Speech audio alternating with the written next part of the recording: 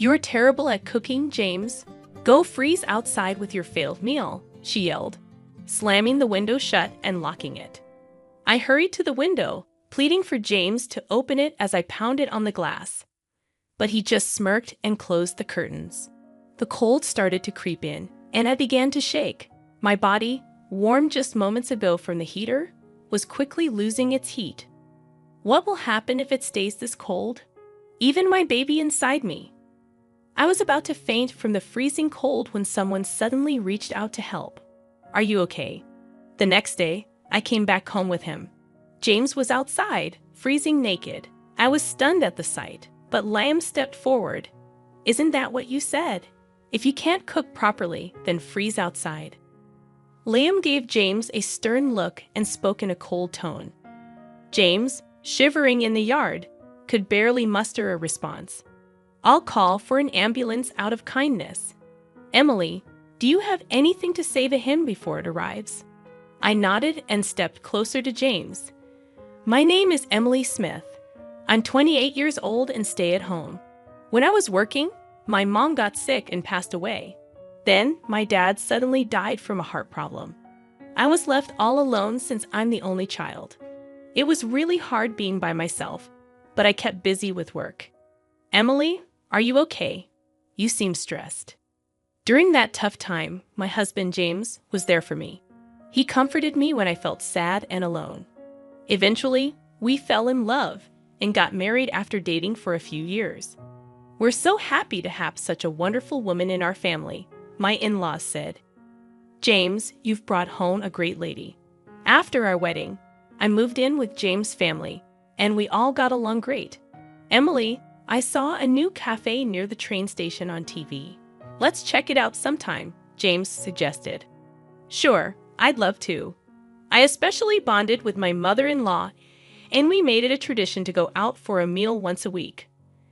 I also connected well with my father-in-law, who enjoys cooking, and we've cooked together in the kitchen a few times. "I'm happy you're getting along with my family, but what about my younger brother? He can be a bit of a handful," James asked. "Oh, he's fine. Liam, my brother-in-law, and I don't talk much because he works from home and stays in his room most of the time. But when I showed interest in his work, he explained it to me in detail. So, I've been getting along well with James' family." A few years later, I found out I was pregnant with James' child. Because of how bad my morning sickness was, I decided to quit my job. "I think that's a good call." "Don't overdo it," James agreed. Deciding to quit wasn't just my choice. I talked it over with James' family. Both James and Liam make enough money for us to live comfortably. I also have savings, and with my father-in-law working and my mother-in-law having a part-time job, quitting my job won't cause any issues. "Wow, pregnant women have it easy. No work, no complaints," someone remarked. Lately, James has been complaining about me not working. But during our discussions about me quitting my job, James was actually the one who suggested it first. He said, "You're just freeloading without a job, acting all high and mighty." "Who's acting high and mighty?" "I'm the one who always cleans up after you," I retorted. I've always been competitive, so I wanted to prove James wrong. "If you had a problem, you should have spoken up during our discussions. You were the one who brought it up, right, James? Instead of complaining, focus on your own responsibilities. My parents-in-law agree with me and support my decision." James feels left out. He and Liam don't get along, so Liam never supports James. James looks down on me because I work from home. He doesn't listen to me and doesn't think I'm helpful. Liam whispered this, which is why he doesn't join our conversations. James doesn't like this, and when we're alone, he complains even more.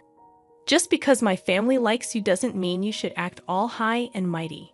I'm not acting that way. Everyone is just being reasonable. Even when it's just the two of us, I never used to lose arguments to James. But when the morning sickness started, I lost the energy to argue. Pregnancy isn't an illness. "If you're not working, James thinks you're just lazy." I agree. Pregnancy isn't an illness, but Emily is putting in a lot of effort to nurture another life. "That's hard work in itself," Liam acknowledged. Liam started helping out too. Whenever James complained to me, Liam would step in and tell his parents. While James got scolded by them, Liam took care of me. At this rate, it's hard to tell who the real father is, I joked, rubbing my belly. With my in-laws keeping an eye on things, I hoped James would eventually change. Until then, I kept trusting him. Oh, James isn't back yet? No, not yet. Suddenly, James started coming home late all the time. He claimed it was because of overtime, but I wasn't sure if that was true. Even on his days off, he'd say he was working late or got called in unexpectedly and wouldn't come home at all. I began to suspect James was cheating, and so did his parents. We tried to gather evidence together, but it was tough to catch him in the act. He always seemed to be at the office, and we couldn't find any evidence of him seeing another woman. Well, we can't really know what's going on inside the company, his parents said. I asked one of his coworkers, but she said everything seemed normal. Hey, Emily, take it easy, she told me. My morning sickness got so bad that I couldn't do any housework. But my father-in-law cooked, my mother-in-law helped with other chores, and Liam pitched in, so everything was okay. You should be ashamed of yourself. Lying around all day, not doing any housework, even though you're a homemaker? Why are you even here? James, who had seen his parents doing chores, woke me up one night just to say that. When I looked upset, Liam replied, "That's rich coming from someone who's not pulling his weight as a husband. Every time you challenge me, even though I'm the eldest. Well, you're not exactly the role model type of brother. You've always been a bit of a know-it-all," Liam retorted. The argument between the brothers escalated, almost turning physical, before their parents stepped in to stop them. After hearing what happened, their parents scolded James, saying, "That's enough. Do whatever you want." "Wait, James, where are you going without talking to me?" James left without a word. "I'm really sorry about that. We'd apologize," their parents said to me in place of James, and the situation calmed down. However, James's behavior has been worsening, and something needs to be done soon. I was at a loss for what to do. Is everything okay? One Saturday, my in-laws had planned a trip for a local event. Despite arranging it beforehand, they were worried about leaving me alone due to James's recent behavior. "I'm concerned about leaving you," my mother-in-law said. "I'll be fine. My morning sickness has eased up a lot," I assured them. They left with concern, and around the same time, Liam had overnight commitments. "I'm sorry for leaving at this time," Liam said. "It's okay, take care," I replied. Not long after they left, Liam also departed. James was unusually at home that day, still asleep. Despite not feeling my best, I decided to get up and do things around the house. I didn't want to risk James's criticism if I stayed idle. Thankfully, my father-in-law had prepared plenty of dishes and stored them in the fridge. I started cleaning and doing laundry, taking it easy on myself. "Hey, breakfast!" James finally woke up close to noon, still looking grumpy with messy hair. He demanded breakfast, and I rolled my eyes, grabbing some leftovers from the fridge. "What's that? Leftovers your dad made you? You can't even cook as a homemaker," James remarked. His comment annoyed me. Why does he say things like this? Doesn't he realize I'm pregnant with his child? There's no excuse for his behavior. Sorry, but right now, my main job is taking care of our baby. Household chores can wait. How dare you talk to your husband like that?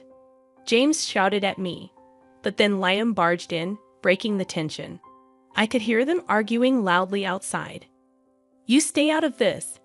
James snapped at Liam before storming off to his room, muttering angrily. As expected, James made a racket and then left the house.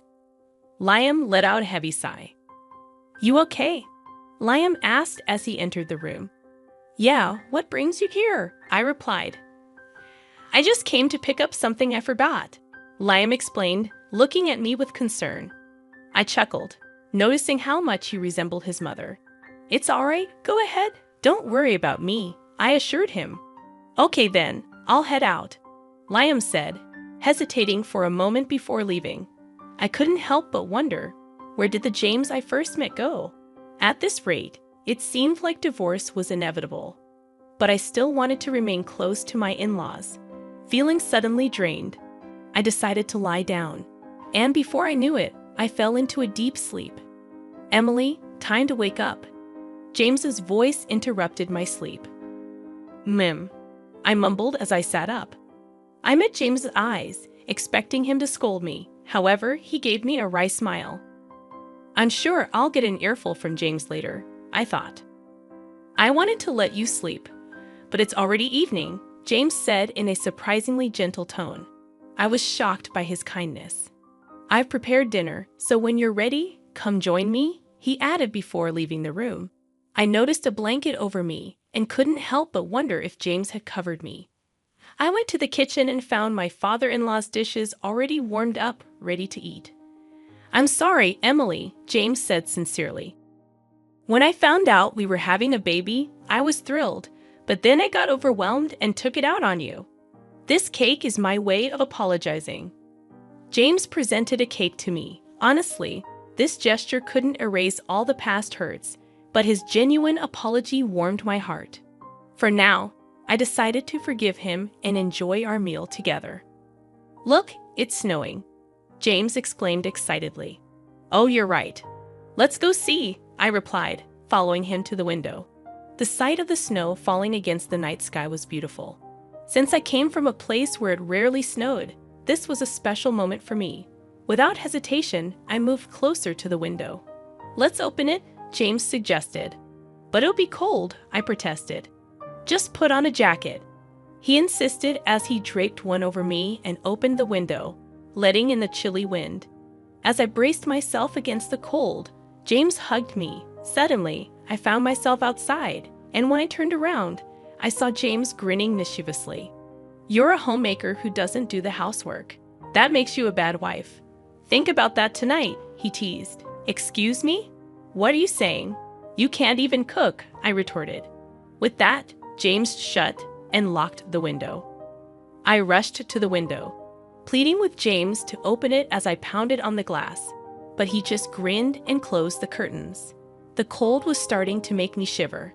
My body, warm from the heater just moments ago, was rapidly losing its warmth. What am I going to do if this continues? Even my baby inside me, just as I felt like I might pass out from the cold and shock, someone reached out to me and asked if I was okay. They helped me into their car.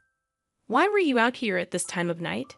It was Liam, who had come home earlier than planned because he was worried about James. The car's heater warmed me up, and I felt relieved. "We should go to the hospital, just to be safe," Liam suggested as he drove me there. Thanks to his quick action, both my baby and I were okay. While I was being examined, Liam arranged for a hotel where we could stay. He left to take care of something else. "I'm so relieved. You're going to be a strong baby, right?" Feeling reassured, I rubbed my belly. I was grateful that nothing serious had happened. Exhausted, I fell asleep as soon as I lay down on the bed. "Oh, Emily, are you feeling better now?" Liam asked as we left the hospital. "Yes, I'm completely fine now. Thank you so much," I replied gratefully. "No problem. Shall we head home?" Liam suggested.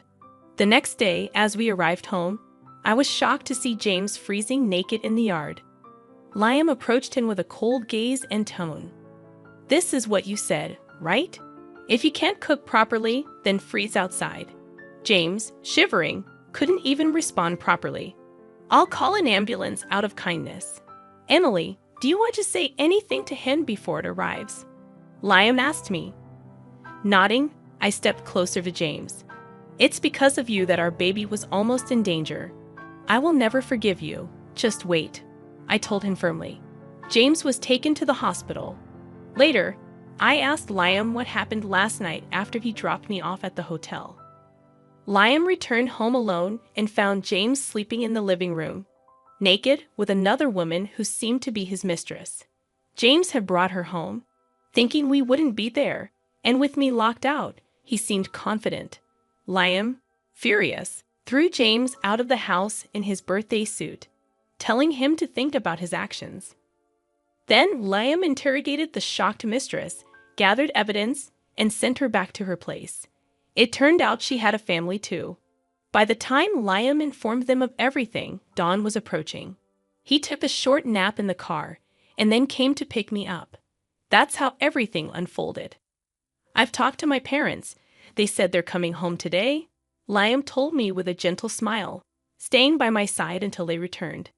It's going to be okay now, Liam. Thank you so much, I said gratefully. Nah, I just did what needed to be done. Thanks to him, I could feel safe at home, Liam replied.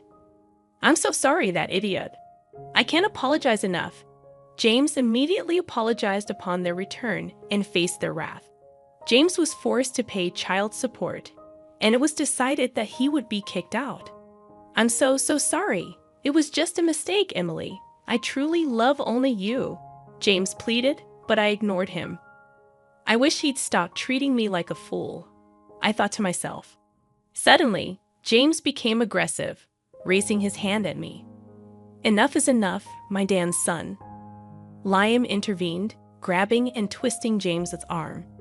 With the help of my father-in-law, James was easily overpowered, and I felt relieved. I really just lost my mind for a moment. Emily, James said remorsefully as he was thrown out by the two men, while I was comforted by my mother-in-law. He was pathetic until the very end, I thought to myself. As for James, that's all I ever thought. By the way, Liam's pretty strong, isn't he? Considering what just happened and how he tossed a full-grown man outside, Emily remarked. Oh yeah, he used to do combat sports back in the day. I wouldn't recommend trying that move on just anyone though, Liam said with a smile. Emily felt the flutter in her heart at his smile, and her mother-in-law laughed upon noticing. With such good looks and strength, it's surprising he doesn't have a girlfriend, her mother-in-law teased. Liam bashfully looked away, which Emily found endearing. From then on, Emily decided to stay and be cared for in her in-laws' home since she had no other family or reliable person to turn to. If you'd allow, I'd love to hold your baby, her mother-in-law said. Of course, anytime, Emily replied. Right now, the four of us are eagerly awaiting the birth of my precious baby, Emily thought to herself. Talking to Liam, Emily found out that James the Fair was with a junior from his office. No wonder she wouldn't spill the beans when asked, Emily thought. The two of them were sneaking around and getting cozy at various spots. Once I reported it to the junior's husband, he did a thorough investigation. With that evidence, my divorce process went smoothly. Both of them got fired for fooling around during work hours and for claiming their dates as business expenses, Emily recounted. Thank you for all the help, Emily said to Liam. Well, it's only natural to want to help someone you love, right? Liam replied, his face turning beet red. Wait, what? Emily was surprised, and both of them blushed. Then Emily found out that Liam had feelings for her for a long time. I always thought I should hide these feelings, Liam confessed. I never imagined he felt that way about me, Emily thought. Honestly, I'm not ready to be in a relationship like that right now, Emily said. I understand, but if you can wait a bit, I want to explore these feelings, Liam said. Emily smiled, and Liam smiled back happily. I'm going to do everything I can to make you see how much I care, Liam declared. Okay, I'll be ready for that, Emily replied. Liam's parents overheard their conversation during dinner, which was really delicious. Looks like Liam has a girlfriend now, his mother teased. Liam blushed and responded playfully. Both his father and I laughed at that, Emily remembered. Afterwards, I gave birth to our lovely daughter right on time, Emily proudly shared. She's so cute. Congratulations. She looks just like Emily, adorable, Liam's parents said. I don't want to let her go, Liam said happily, embracing his role as a father. Years later, I happily married Liam again, and our daughter calls him Daddy. Liam adores her. Emily remembered fondly. I think our next child will be a boy, Liam guessed. Yeah, that would be cool if he's like me. But having a boy who looks like you would be awesome too, Liam added. I'm pregnant with our second child now. Our daughter is thrilled about becoming a big sister, Emily said happily. We're all thinking of names together. It seems like our daughter's suggestion might win, Emily laughed. I'm going to make Emily our daughter and the new baby happy, Liam promised. Don't forget about yourself in that promise, Emily said with a smile. We're planning to live happily ever after, all 6 of us together, having fun and getting along. That's our plan, Emily concluded. We can't wait to go out together as a family once the new baby arrives.